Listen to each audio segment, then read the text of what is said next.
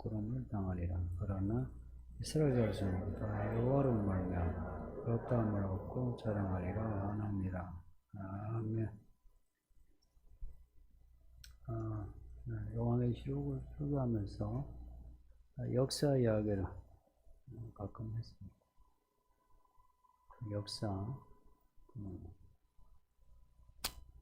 역사가들이 뭐라고 하죠? 신앙은 그 인류의 역사는 하나님의 이야기라고 강조했어요.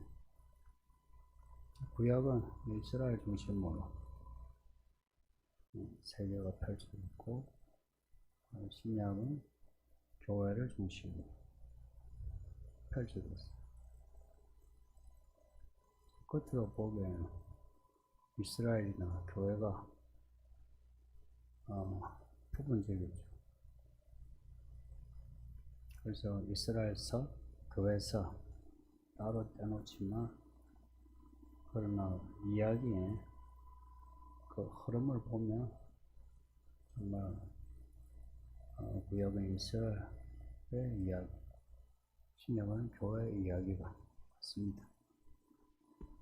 네, 이런 관점은 너무 종교적이다, 이렇게 비판하는 말들이 많은데, 종교적이긴 한데 사실입니다. 아직까지는 확실하게 사실이다 증거를 댈 수 없는데, 예수님 오시면 이제 확실한 사실이 되는 거죠. 그때가 되면. 그래서 예수님이 빨리 오셔야 하는데, 우리가 믿는 믿음이 헛것이 아니라는 거, 이걸 보여줄 수 있어야 합니다. 근데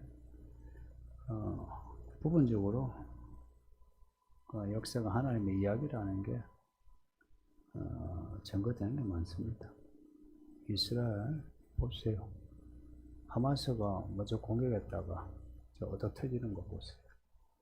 주변에 그 중동의 많은 나라들이 이스라엘에게 달려들어도 소용이 없잖아요. 그리고 2000년 가까이 나라 없이 땅 없이 살다가 저렇게 저 본 땅에 나라 세우고, 그리고 군사적으로 저렇게 강력한 나라가 되었다는 것, 참 말씀의 성취입니다. 교회도 이제 그런데, 교회 박해 엄청 받았어요. 초대교회 때는 진짜 많이 죽었습니다. 근데 그렇게 죽어도 교회가 안 죽었어요. 아이러니하게, 아니 뭐 역설적으로 교회가 박해를 받고 순교한 사람이 많을수록 교회가 더 커지고 확산되었어요. 교회가 문제되었을 때는 이게 이제 아이러니인데, 교회가 안정적일 때 교회가 문제되었어요. 요한계시록에 나오는 라오디게아 교회 보세요. 에베소 특징이 뭐냐면, 교회가 안정적으로 교회 일도 많아지고 사람도 많아지고 돈도 많아지고 하니까 처음 사람들 그 믿음의 눈이 감겨졌는지 벌거벗어졌는지 모르는 거예요. 교회가 박해를 받는 이유가, 보면 하나님이 교회를 확장시켜요. 교회가 확장된다는 것은 교회 사람들이 들어와서 구원받는 겁니다. 교회를 통해 구원하시는, 그런 하나님이 교회 박해를 허락하신 이유는 교회를 부흥케 하기 위해서 교회를 박해하신다. 참 놀랍죠. 그래서 교회는 진짜 이기는 자 할 때 공동체는 교회입니다. 그리고 교회 안에 참된 교회에 속한 성도들이 이기는 자죠. 그러니까 잠시 박해를 받지만 이거 잠시고 이게 또 하나님의 방식이다 이렇게 생각하십니다. 우리가 뭐 순교를 당할 정도의 박해는 아니라도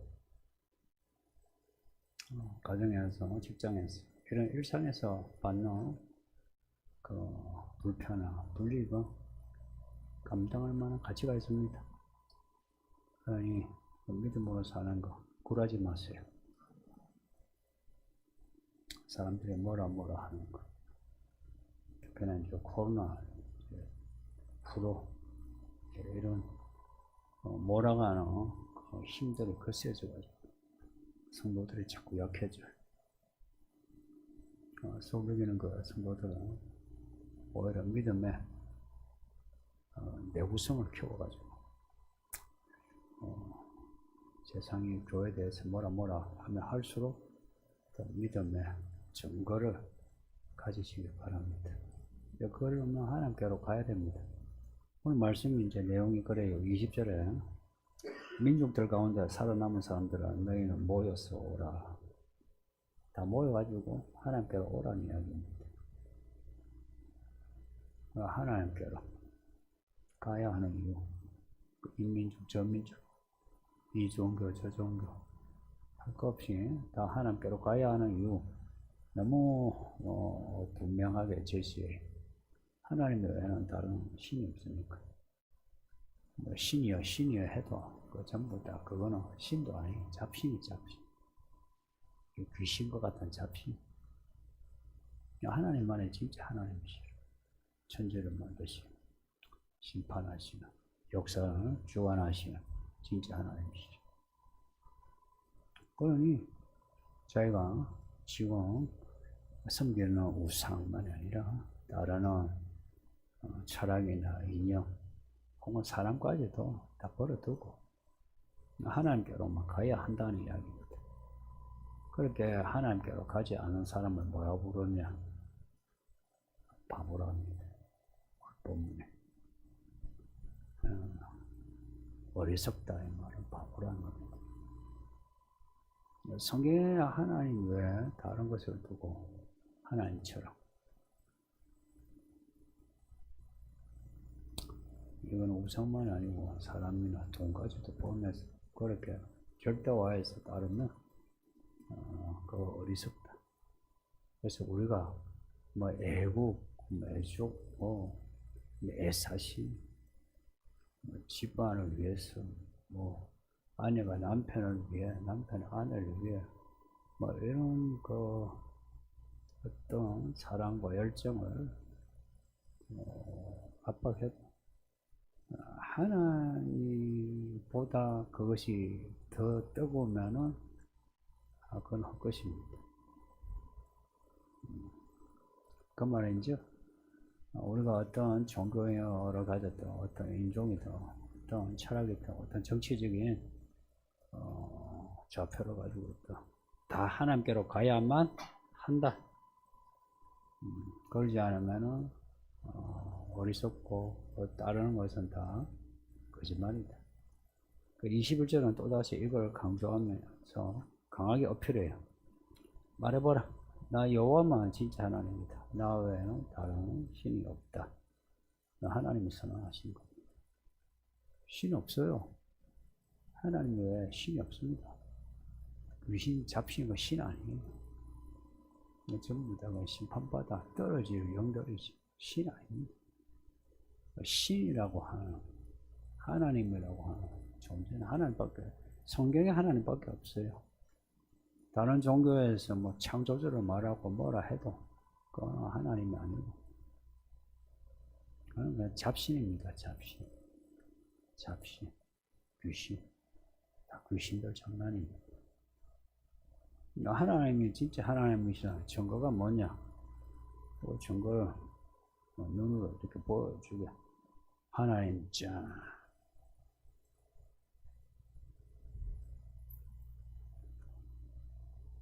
하나님을 보여주시는 알라딘 램프예요. 하나님 나오세요. 짠. 이렇게 해줄 수는 없는데, 근데 하나님이 하나님이신 걸, 본인이 하나님이신 걸 우리에게 전가하시는 게 참 이게 격이 높아요.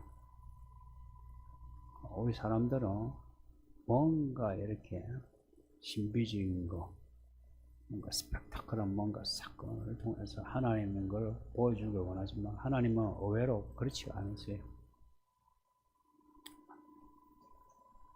갈멜산의 엘리야 그 이야기처럼 저기 조망만한 그 구름이 하나 와요. 하나님이 하나님이신 거 나타내신 게 뭐냐니까 21절 그 뒷부분 보면 나는 공의를 향하며 구원을 베푸는 하나님이다 라고 말씀해요. 이 말씀이 정말 독특해요. 본인이 하나님이라고 이야기하면서 나는 공의를 향하고 구원을 베푸는 하나님이다. 이거 이제 직역을 하면 나는 공의로 구원하는 하나님이다 할 수 있어요. 이 공의란 말이 형용사예요. 여기는 명사처럼 보이는데 나는 공의로운 하나님. 그 공의롭다는 말이 옳다는 말이에요. 어렵다. 제가 그 의, 정의, 공의 가끔씩 이야기하죠.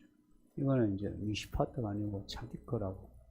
의입니다. 정의가 항상 그 사사로 번역이 되는 미시파트, 판결할. 근데 이거는 이제 옳음이요, 옳음. 하나님의 옳음, 하나님의 정당하심. 하나님의 옳음으로 구원하신다는 거야. 그리고 뒤에는 24절에는 공의와 힘 같이 말씀해요. 공의와 힘.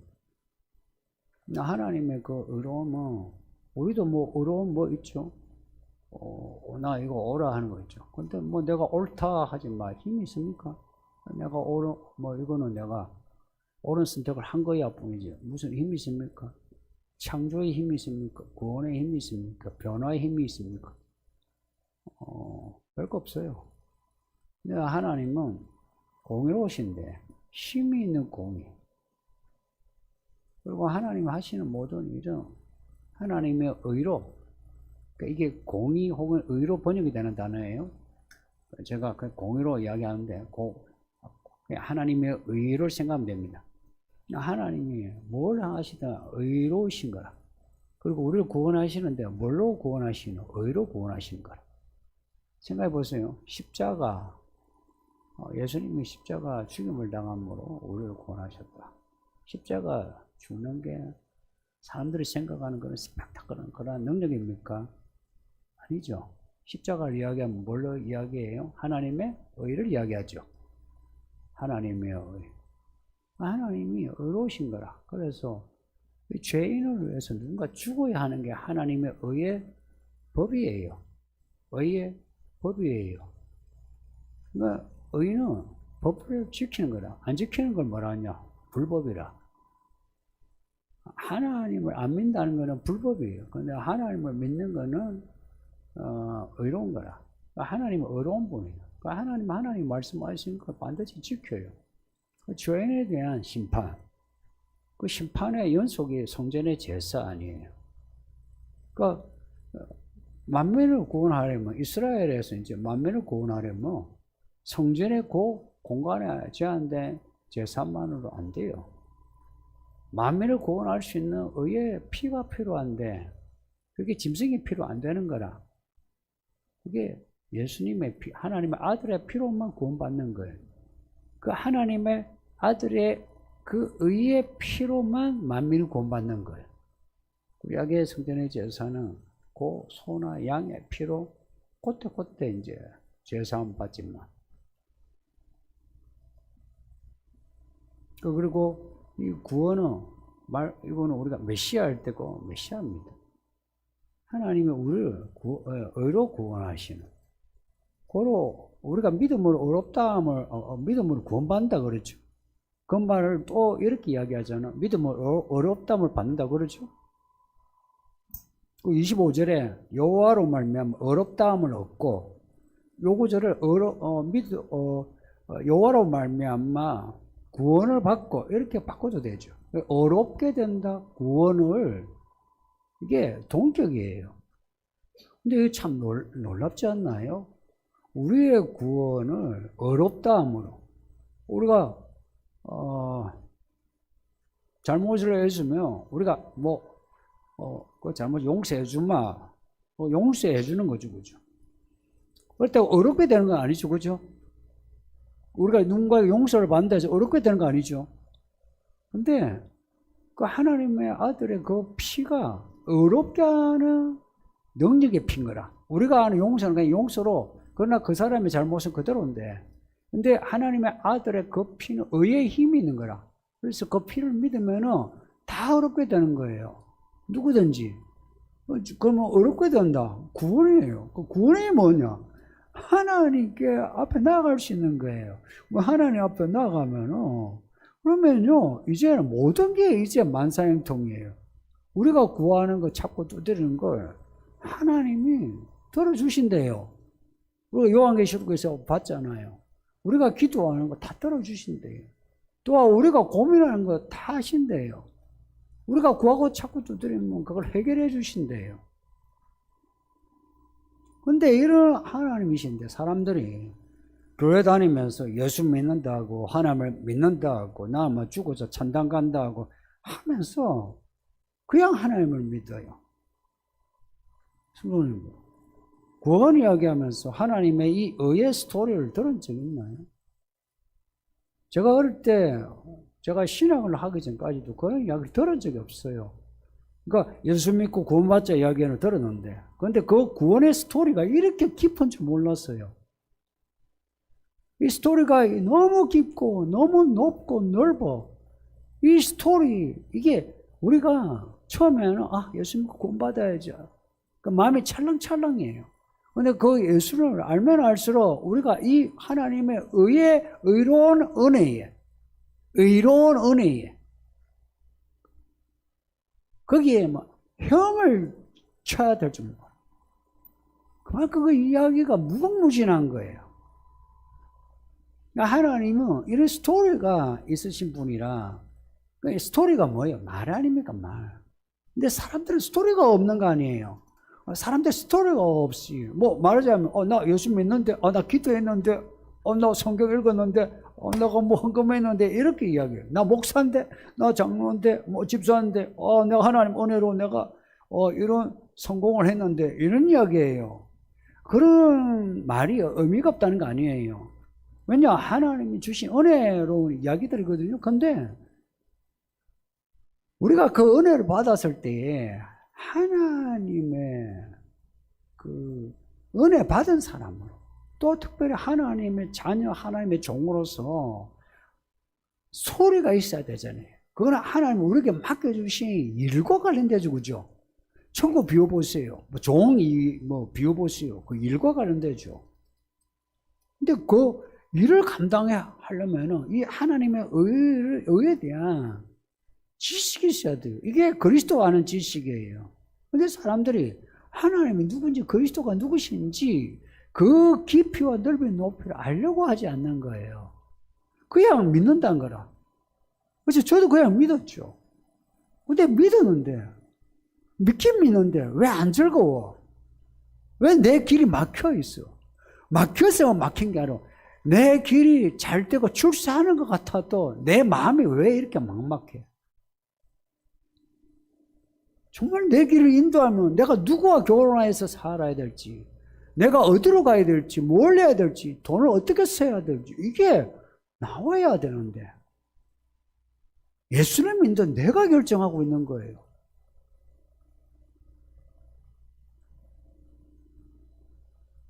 어떻게 살아야 하는 문제에 대한 답이 막막한 거예요. 근데 하나님의 의라고 할 때는 우리에게 나타난 하나님의 이야기거든요.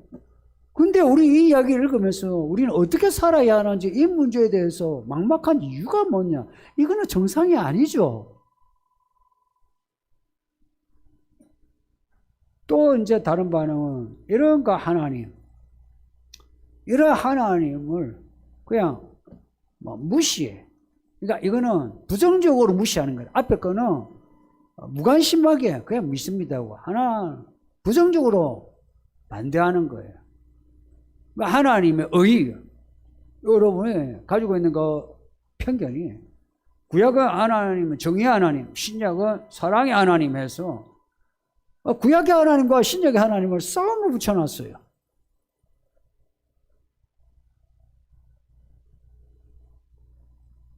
근데 신구약이 다 하나님의 의를 이야기하거든요. 그 하나님의 사랑이 하나님의 의의 충만이 사랑입니다. 다시 말할게요. 하나님의 사랑이 뭐냐면 하나님의 의의 충만한 그 모습이 사랑이에요. 그래서 우리가 이웃을 사랑한다 할 때도 그냥 뭐 사랑합니다 하고 내가 그냥 퍼주는 게 아니라 하나님의 의를, 그 의를 내 마음에 가감없이 그냥 다 퍼주는 게 사랑이에요. 그러면서 성경에 이 하나님, 정의의 하나님을, 정의의 하나님이 사랑이 없어. 그래서 이스라엘 막 패대기 쳐. 그리고 뭐 요한계시록을 보면 뭐 심판하고 그런데, 아, 이런 하나님은 싫은 거라. 가부장직이에요. 왜 목사만, 남자만 목사하냐. 이 교회는 여자가 장로 되는 그게 없어요. 왜 여자가, 왜 목사가 이렇게, 왜 목사가 하는 말이 우리와 평등하지 않냐. 목사의 의견이 1대1 이렇게 평등, 이게 민주적인 교회가 아니냐. 그러잖아요. 그러니까 이 반응이요. 그 하나님이 말씀하시는데 그 하나님이 말씀하신 그 말씀이 절대 우위에 있지 않고 그 하나님이 누구신가 하는 것이 우리가 어떤 사람이 되어야 하는가, 우리의 정체성하고 별로 관계가 없는 거라. 교회는 다니는데 우리가 어떤 사람이 되어야 하냐, 이게 하나님이 누구신가에서 나오는 거거든요. 근데 하나님이 누구신가에 관심이 없으니까 우리에게 정체성이 없는 거예요. 고작 해봐야 술, 담배 안 하고 교회 주일에 다니고 그러고 착한 일 하고 성경 배우고 기도 좀 하고 이런 거거든요. 아까 역사를 제가 하나님의 이야기라고 했어요. 이거는 빛의 부분이에요. 역사에서 어떤 빛의 부분에서 하나님의 이야기라 했어요. 근데 빛과 함께 빛을 받아들이지 않고 부정하고 그리고 사람들에게 그 빛을 막아버리는 어둠의 역사가 항상 있었어요. 구약에 우리가 읽고 있는 그 이스라엘 주변에 바알, 아세라상 뭐 이런 이야기, 신약의 교회 보면 발람, 뭐 이세벨, 유대인의 모임, 니골라당, 이 다 어둠의 역사예요. 그러니까 교회, 이스라엘 역사가, 교회 역사가 있는 것처럼 한편 다른 쪽에서는 이런 어둠의 역사가 그대로 유지되어 왔어요.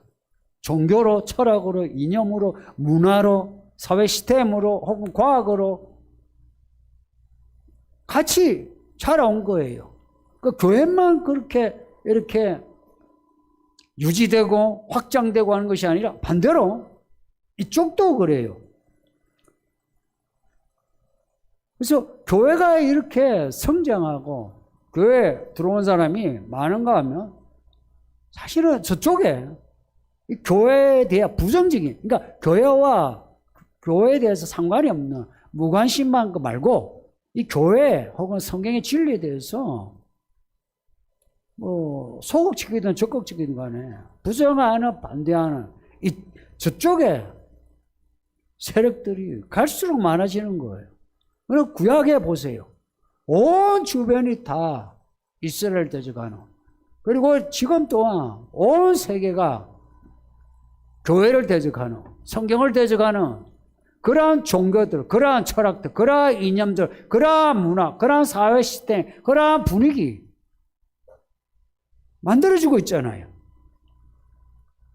그래서 교회 안에도 이제 교회 안이 수세에 물리죠. 그렇죠? 수세에 몰리니까 예를 들죠. 겁을 내는 거라. 교회가 겁을 먹은 거라. 이 사회에 대해서 겁을 먹은 거라. 그래서 사회가 뭐라 하면은 귀를 기울이는 거라. 그리고 우리 개인의 실존이 그 사회 속에서 어떤 불이익을 받고 불편을 겪으면 너무나도 쉽게 우리의 믿음을 그냥 내줘버린 거라. 타협을 해버린 거예요. 뭐 술, 담배 하는 거는 이건 아무것도 아니에요. 차라리 막 술, 담배 하는 사람이에요. 오히려 그 마음에, 아이고, 나 같은 주인 어찌 하면 돼. 이러죠. 나 술, 담배도 안 하고 열심히 하는 사람들이 다 타협하는 거라.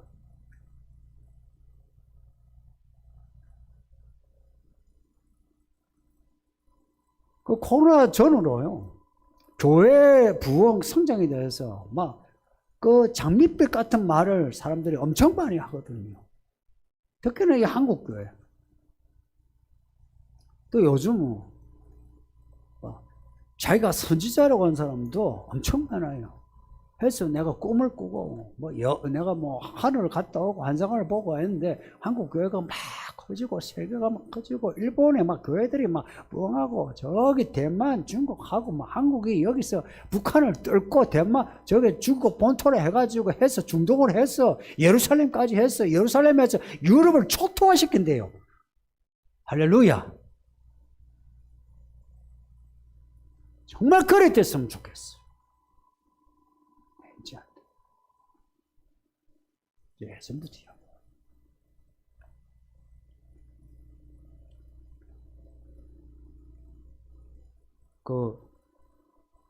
동남아를 놔두고 유럽 여행 갔다 오신 분들, 우리 애들이 집사람하고 유럽 여행 갔다 와가지고 한 마리 거기서 가면 꼭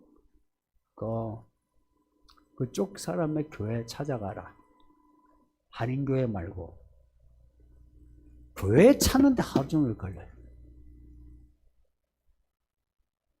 교회를 찾는데 하루 종일 걸려요. 그만큼 교회가 없다 이야기입니다. 유럽 하면 온통 교회일 것 같죠. 이런 개신교회가 없어요. 세계 무슨 통계가 작년 통계가 기독교가 36%고 이슬람이 28%고 힌두교가 15%인가 불교가 그 다음이고 5%고 근데 기독교가 36% 28억인데 26인가 그런데 거기에 개신교가 얼마나 들어가십니까? 천주교가 거기서 12% 13% 12억 13억이에요. 26억 중에 13억이에요. 개신교는 5, 6억이에요. 5, 6억. 천주교가 개신교하고 같은 종교입니까? 천주교는 이미 갔어요.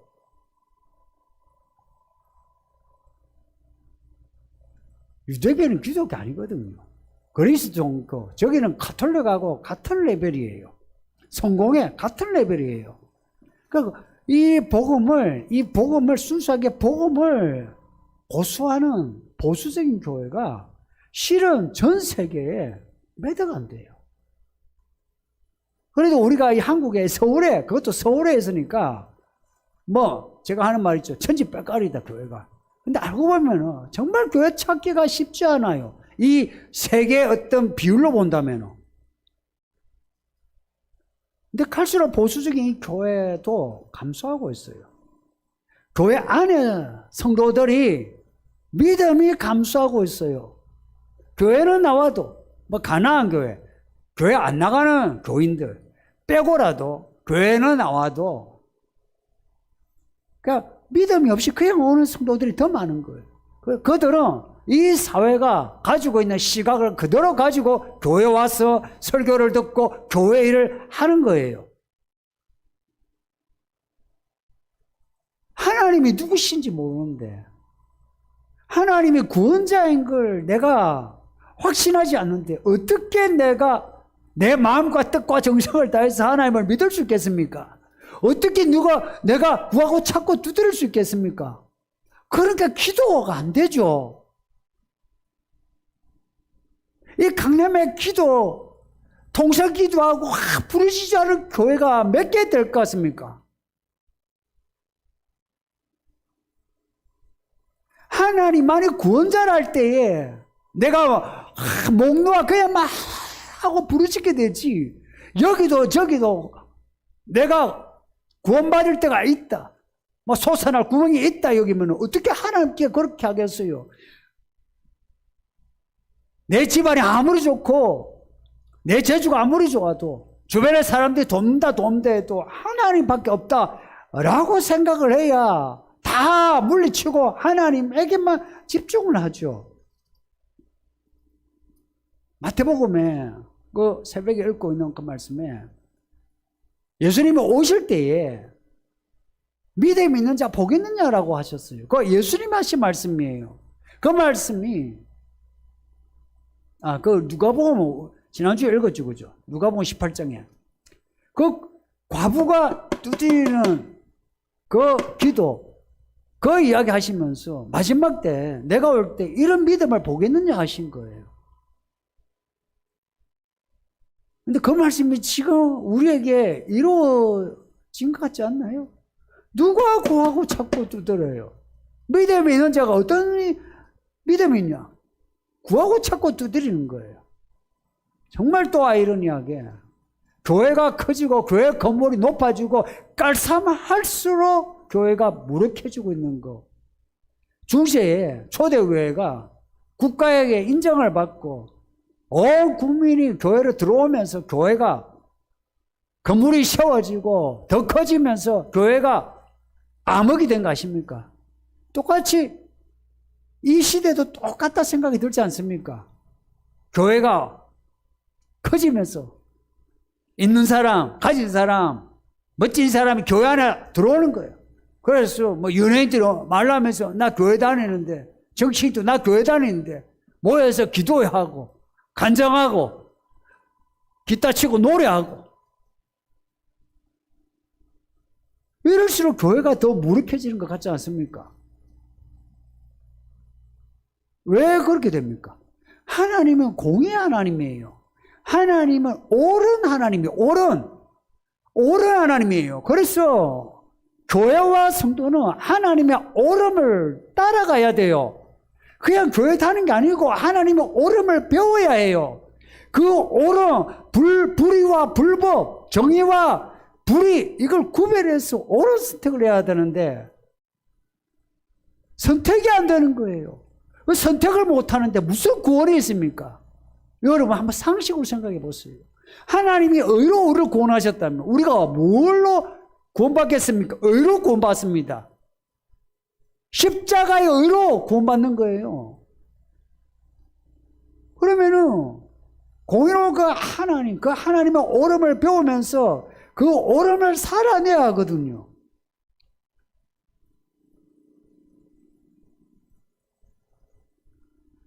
죽었다 깨어나도 우리는 어렵게 되지 못하거든요. 우리가 어렵게 되는 거는 예수님을 믿음으로 그 의의 옷을 입는 거예요. 내가 의로운 사람 바탕이 되는 게 아니고 의의 옷, 믿음의 옷이라죠. 예수를 믿으면 그 의의 옷을 입는 거지. 그래서 그 옷에 우리를 감춰주는 거예요. 우리 성질 그대로잖아. 습관도 그대로잖아. 근데 내가 예수를 믿어. 나의 한계, 나의 불법과 불의가 그게 나의 한계예요. 뭐 공부 못하고 돈 못 버는 게 한계가 아니고 나의 불의와 나의 불법이 나의 한계예요. 이 한계를 내가 인정을 하고 예수님 공의와 구원이 하나님께만 있습니다. 나를 불쌍하게 해주세요 할 때에 그 공의의 의의 힘으로 우리를 구원하시는 겁니다. 그래서 하시는 말씀이 보세요. 그에게로 나아가랍니다. 오늘 말씀이 반복해서 다 모여 나에게로 오라 그럽니다. 오랍니다. 하나님이 말씀하시는 거는 공의로운 거는요 무기가 있어가지고 이 말이 그냥 헛것이 없어요. 옳은 말은 이루어집니다. 내 말이 나갔은즉 다시 돌아오지 아니하리라. 하나님의 말씀하신 것은 이루어진다 이야기입니다. 요한계시록 말씀, 복음서 말씀 보세요. 그 말씀이 그대로 이루어진다 하면 엎드려야 되지 않습니까? 그 말씀이 그대로 이루어진다고 정말 믿는 사람이라면, 그러면 이 시대의 징조를 보고 이 시대를 분별하면서 야, 준비를 해야 된다. 준비를 해야 된다는 거예요. 늙어 죽을 때까지 예수가 안 오셔도 늙어 죽을 때까지 준비를 하다가 죽는 겁니다. 근데 예수님 오신다 하면 양치기 거짓말처럼 에이 또 거짓말하네. 또 거짓말하네. 성도님, 말씀은 그대로 이루어져요. 오늘 끝절에 이스라엘 자손은 다 여호와로 말미암아 의롭다함을 얻고 자랑하느니라 말씀합니다. 이 이스라엘이 신약에는 참 이스라엘, 참 교회입니다. 그냥 교회만 다니지 마시고 하나님의 이 공의의 이야기를 받아들임으로 어렵게 되시고, 이 구원이 어떤 구원인가 아시고 구원받은 사람으로 어렵게 삽시다. 그래서 우리의 일상에서 이 구원을 정말로 기뻐하고 이 구원을 자랑하는 거예요. 하나님 나를 구원하셨다. 당신도 믿으라. 당신도 믿으라. 다 믿어야 된다고. 다 와야 된다고. 그런 믿음이었으면 이 자리가 다 채워졌겠죠. 마지막 날에 의로운 하나님의 종들 되시기를 축복합니다. 말씀 생각하면서 기도합시다. 다 같이 기도합시다. 아버지 하나님 감사합니다. 오늘 주의 말씀을 읽고 듣게 하시니 감사합니다. 말씀대로 살게 해주세요. 내게로 오라 하시니 오라고 하시는 아버지 하나님께 나아가게 하소서.